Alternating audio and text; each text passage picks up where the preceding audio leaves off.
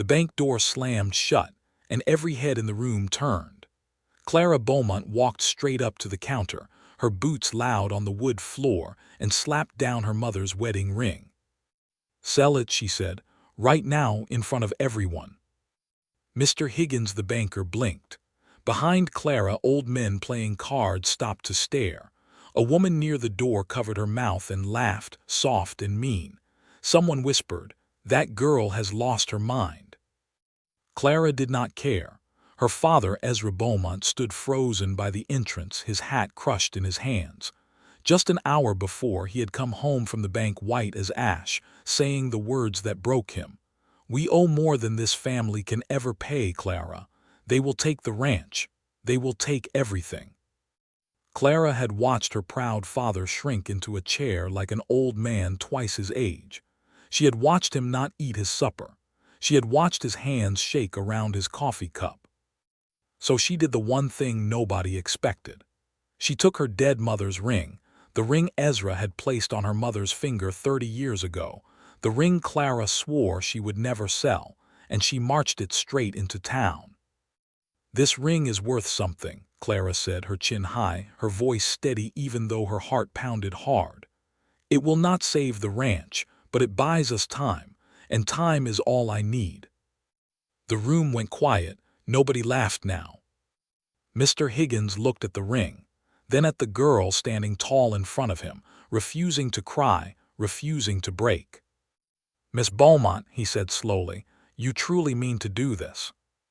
"I mean to save my father," Clara said, "whatever that costs me."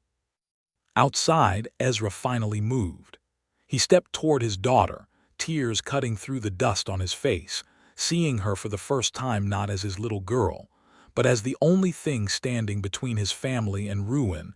The whispers started before Clara even reached the church door.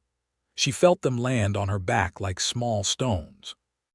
"Pride comes before a fall," old Mrs. Whitfield said, loud enough for the whole street to hear. She did not care if Clara heard. She wanted her to hear. Clara kept walking. She did not turn around, but her hands, hidden in her skirt, curled into fists. The ring had bought her family 2 more weeks. 2 weeks was not enough. So Clara went from door to door, asking neighbors for work, for loans, for anything. Doors that used to open wide now cracked open only a little, then shut soft and quick. "I am sorry, dear," said Mrs. Colton, "not sorry at all. Times are hard for everyone."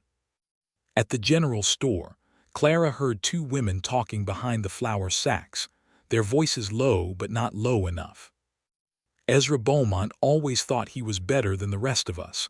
Now look at him. His daughter runs around town like a beggar. Shameful, really." Clara's face burned. She wanted to shout back, to defend her father's name. Instead, she paid for her goods with shaking hands and walked out with her head held high, refusing to let them see her cry. At home, things grew worse. Ezra took to his bed, sick with shame and worry. He would not eat. He barely spoke. Clara sat beside him each night, holding his rough hand, watching the strongest man she knew turn small and quiet. "I have failed you," he whispered one evening. "I have failed your mother." "No, Papa," Clara said, though her voice cracked. "Not yet. I will not let this happen." But 10 days before the bank's deadline, Clara sat alone by the window, exhausted, out of money, out of favors, out of friends. The whole town had turned its back on the Beaumonts. She had fought as hard as she could, and still, it was not enough. Then far down the road she saw dust rising. A rider was coming. A stranger moving fast toward Red Hollow, toward a fight that was not yet finished. The stranger swung down from his horse before it had fully stopped. Dust still hung in the air around his boots. Clara stood frozen by the well, the rope still in her hands, watching him walk straight toward the bank. By evening, the whole town buzzed with his name. Jedediah Cole, a rancher from 3 valleys over, richer than any man in Red Hollow had ever met. Nobody knew why he had come. Nobody knew why he asked the banker about the Beaumont debt. Then, as the sun dropped low, he rode straight up to the Beaumont house. Clara opened the door before he could knock. Up close, his eyes were sharp, unreadable, like a man who gave nothing away for free. "I know your family owes the bank," he said plainly, not wasting a single word. "I know they take your land in 7 days." Ezra pushed himself up from his chair, weak but proud. "If you have come to laugh at us, sir, you may leave now." "I have not come to laugh." Jedediah's voice stayed calm and steady. "I have come to make an offer." Clara's heart pounded so hard she was sure he could hear it. "What offer?" He looked straight at her, not at her father. "I will pay your family's whole debt tomorrow morning, every dollar gone." The room went completely silent. Even the fire in the hearth seemed to stop crackling. "Why?" Clara whispered. "Why would you do this for people you do not even know?" Jedediah paused. The whole room leaned forward, waiting. "Because I ask one thing," he said. "Marry me, Miss Beaumont. Marry me, and your father keeps his land, his name, his whole life's work." Nobody moved, nobody breathed. Clara stared at him, this stranger asking for her whole future in exchange for her father's past.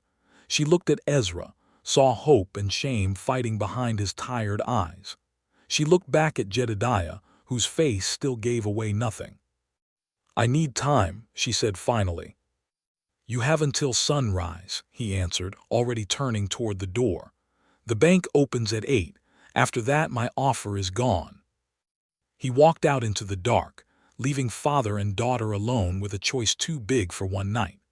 Clara sat beneath the old oak tree until the sky turned from black to gray. Her mother rested in the ground beneath her, quiet as always, but Clara spoke to her anyway. "What should I do, Mama?" she whispered. "I do not know this man, I do not love him, but if I say no, we lose everything you and Papa built." The wind moved through the leaves above her, soft and slow. Clara closed her eyes and thought of her father's shaking hands. She thought of his broken voice saying, "I have failed you." She thought of the whispers in town, the doors that shut in her face, the promise she made herself the night this trouble began. Before the sun fully rose, she stood up and walked back to the house. Ezra was awake, sitting up in bed, his eyes full of fear and hope at once. "Clara." "I have made my choice, Papa." At 8 o'clock, dust rose down the road. Jedediah Cole rode toward the Beaumont house, just as he had promised. He found Clara waiting on the porch, standing tall, her eyes steady despite a night with no sleep. "I will marry you, Mr. Cole," she said, her voice clear and strong. "But I ask for one thing, honesty, no secrets, no lies. If we build a life, we build it as true partners." Something changed in his face. It was small, but it was real, a smile. "That is the only kind of marriage worth having," he said. He rode into town that very morning and paid the Beaumont debt in full, right there at the bank counter, before the clock struck 8. Mr. Higgins stared, speechless. As the richest rancher in the territory saved the family the whole town had turned away from. Word spread fast. Neighbors who once looked away now came smiling, offering kind words. Clara accepted them quietly, knowing now who truly stood beside her family. Ezra wept the day his debt disappeared, not from shame this time, but from a gratitude too big for words. Their marriage began as a bargain between two strangers, but slowly, season by season, respect grew between them, and in time that respect became something that felt very much like love.